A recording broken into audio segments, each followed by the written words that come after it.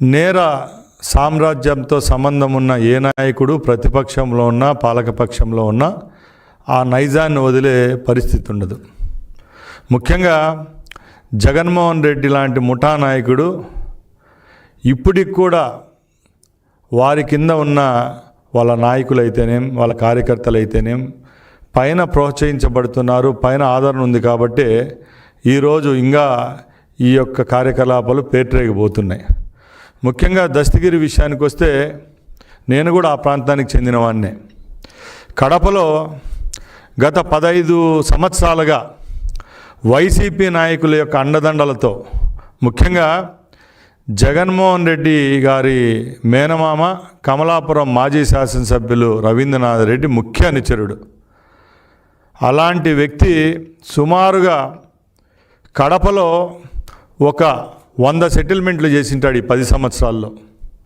పేదల యొక్క భూములు సెటిల్మెంట్ చేయడం, ఎక్కడన్నా తగరాదులుంటే రవీంద్రనాథ్ రెడ్డికి తీసుకొని పోవడం, సెటిల్మెంట్ చేస్తూ వస్తే ఎవరన్నా మాట వినకపోతే వాళ్ళు బెదిరించడం, ఇలాంటి కార్యక్రమాలు చేపట్టే దస్తగిరిని మర్డర్ చేయదలిస్తే మర్డర్ అయిపోయిన తర్వాత కూడా ఇదే వైసీపీ నాయకులు అక్కడికి పోయి ముసలికన్నీరు గార్చడం జరుగుతూ వచ్చింది.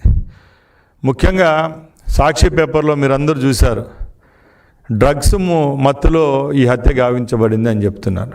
అంటే దీన్ని డైవర్ట్ చేసేదానికి యాక్చువల్గా మర్డర్ జరిగింది. ఎవరైతే వైసీపీకి సంబంధించిన 2 ముఠాలుగా ఉండి వాళ్ళే కక్షలు పెట్టుకొని భూ లావాదేవీల కాడ వ్యత్యాసాలు వచ్చి అక్కడ చంపుకుంటే డ్రగ్స్లో మత్తులో చేశారని చెప్పి వాళ్ళ సాక్షి పేపర్లోనే బహిర్గతం చేయడం జరిగింది. ముఖ్యంగా మేము ఒకటే చెప్తున్నాం, దస్తగిరి అనే వ్యక్తి ఎవరైతే ఉన్నారో ఆయన రవీంద్రనాథ్ రెడ్డి యొక్క బినామీనా కాదా అని మేము అడుగుతున్నాం.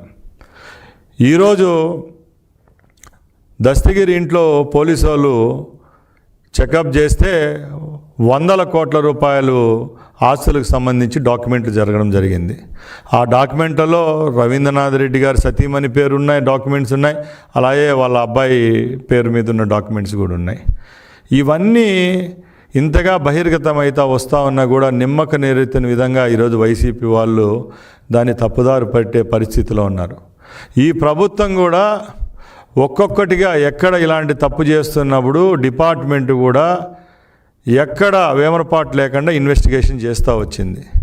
ఈ హత్య జరుగుతానంటే ఏదైతే కడప ఎస్పీ గారి నేతృత్వంలో కమిటీ ఏర్పాటు చేసి దీన్ని క్షుణ్ణంగా పరీక్షించేటప్పుడే అక్కడ ఎవరైతే వైసీకి సంబంధించిన డిప్యూటీ మేయర్ బండి నిత్యానంద రెడ్డి ఉన్నాడో ఆయన పేరు రావడంతో అప్పుడు ఆయన కేసు పెట్టడం జరుగుతూ వచ్చింది.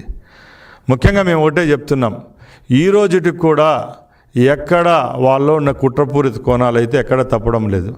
ముఖ్యంగా ఆ రోజు జగన్మోహన్ రెడ్డి ప్రతిపక్ష నాయకుడిగా ఉన్నప్పుడు వివేకానంద రెడ్డిని హత్య చేసింది ఎవరు ఆయన క్షుణ్ణంగా తెలిసినా కూడా ఆ రోజు చంద్రబాబు నాయుడు గారి మీద నెపం జల్లి సాక్షి పేపర్లలో ఇంకా వాళ్ళకు అనుకూలమైన మీడియాల్లో నారాసుర రక్త చరిత్ర అని చెప్పి వాళ్ళు ఒక ట్యాగ్ లైన్ ఇచ్చి ఇప్పుడు ముఖ్యమంత్రి ఆ రోజు ప్రతిపక్ష నాయకుడైన మా నాయకుని మీద బురద చల్లడం జరుగుతూ వచ్చింది. అది ఎలక్షన్లలో లాభం పొందేదానికి ఆ రోజు ఆ పని చేశారు. ఇప్పటికి కూడా ఇదే కోణంలో దస్తగిరిని కూడా చంపింది వైసీపీ వాళ్ళే.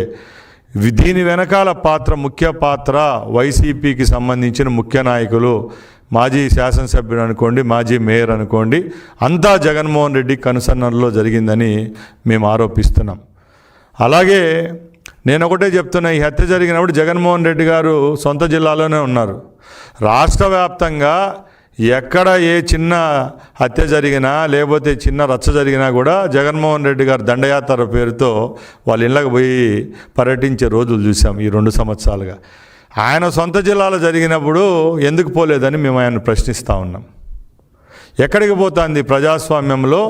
తప్పులు చేసేది మీరు, బురద జల్లేది ప్రతిపక్షం అనుకోండి, మీ పాలపక్షంలో ఈ రోజున మా మీద మీరు బురద జల్లుతూ వస్తున్నారు.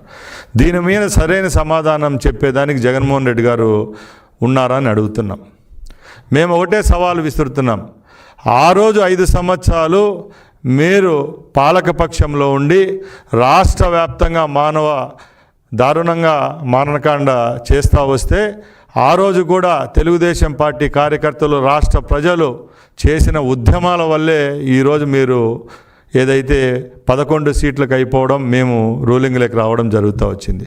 ఇప్పటికి కూడా రాష్ట్ర వ్యాప్తంగా ప్రజలను భయభ్రాంతులు చేసే పరిస్థితిలో వైసీపీ నాయకులు ఉన్నారని మేము ఆరోపిస్తున్నాం. ముఖ్యంగా ఈ కడప సంఘటన అయితే చాలా దురదృష్టకరం. ఎందుకంటే మీరే సంఘ విద్రోహ శక్తులను ప్రోత్సహిస్తారు, మీరే వాళ్ళని పట్టుకొని సెటిల్మెంట్లు చేస్తారు, మీరే వాళ్ళు చనిపోయిన తర్వాత మీరే చంపించి ఎదుటి పార్టీ మీద బురద జల్లే పరిస్థితి ఉంది తప్పక ఎక్కడ మీలో చిత్తశుద్ధి, నిజాయితీ లేదని చెప్పి మేము చెప్తా ఉన్నాం. అలాగే ఈ సంఘటన విషయానికి వస్తే దస్తగిరి యొక్క పూర్వాపరాలు తీయండి. ఇప్పుడు ఎక్కడైతే ఒక ప్యాలెస్ కట్టి ఇవ్వడం జరిగింది రవీంద్రనాథ్ రెడ్డి గారికి, ఆ ప్యాలెస్ కూడా ఎక్కడుంది, ఎవరు నిధులతో కట్టించారు, ఏ సెటిల్మెంట్లో వచ్చిన డబ్బు కట్టించారో మీ దగ్గర సమాధానం చెప్పేదానికి ధైర్యం ఉందని మేము అడుగుతున్నాం. ఇదే దస్తగిరి పేరుతో అతను మర్డర్ అయిన తర్వాత సుమారుగా వందలాది కంప్లైంట్లు కడప పోలీస్ స్టేషన్లో వస్తూ ఉన్నాయి. మేము ఒకటే చెప్తున్నాం, ఈ ప్రభుత్వం చిత్తశుద్ధిగా ఇన్వెస్టిగేషన్ చేస్తుంది.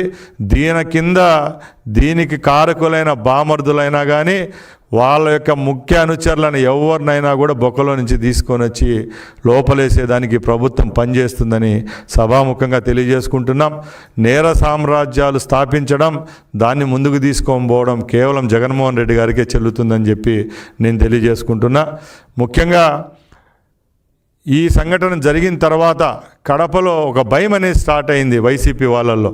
మనము తప్పులు చేస్తున్నాం, పోలీసులు ఉదాసీనంగా ఉండేవాళ్ళు గత ప్రభుత్వంలో. ఈ ప్రభుత్వంలో ఈ తప్పు జరిగిన నిమిషాల్లోనే మా స్థానిక పోలీసులు, ఎస్పీ స్పందించడంతోనే ఈ కేసు యొక్క పురోగతి చెందుతూ వచ్చింది. ఈరోజు మేము ఒకటే చెప్తున్నాం, ఏవైతే ఆధారు దస్తగిరి కుటుంబానికి సంబంధించి వాళ్ళ ఇంట్లో దొరికిన పేపర్లే బహిర్గతం చేస్తాం. తప్పకుండా ఎవరైతే ఈ కేసులో నిందితులు ఉంటారో వాళ్ళను ఊచలు లెక్క పెట్టే విధంగా ఈరోజు మా ప్రభుత్వం పనిచేస్తుందని తెలియజేసుకుంటూ, అలాగే ఎవరి యొక్క భూములు లాక్కున్నారో వాళ్లకు ఆ భూములు అందే విధంగా ఈ ప్రభుత్వం, చంద్రబాబు నాయుడు గారి ప్రభుత్వం చర్యలు తీసుకుంటుందని నేను తెలియజేసుకుంటున్నా. అలాగే ఈ వైసీపీ పార్టీ యొక్క ముఠాకోర్ రాజకీయానికి 2-3 ఉదాహరణలు చెప్తాను. అనంతబాబు మనందరికీ తెలుసు. ఎవరైతే ఆయన డ్రైవర్గా పనిచేసిన వ్యక్తినే చంపేసి డిక్కీలో వేసి డోర్ డెలివరీ చేసిన అనంతబాబు ఒక పెద్దల సభకు సభ్యుడు. అలాంటి అతను నిన్న రాజమండ్రిలో దొరకడం జరిగింది. మేము జగన్మోహన్ రెడ్డి గారిని అడుగుతున్నాం, ఎక్కడైనా మీలో నీతి, నిజాయితీ, చిత్తశుద్ధి అనేది ఉంటే పెద్దల సభకు నువ్వు ఒక చిన్నవాడిని పంపించావు, అలాంటి వాడిని ఇప్పటికైనా రాజీనామా చేయించి ప్రజల్లోకి రేపు ఎలక్షన్లో నిలబెట్టి గెలిపించుకునే శక్తి నీకుందా అని చెప్పి జగన్మోహన్ రెడ్డికి మేము ప్రశ్నిస్తూ ఉన్నాం.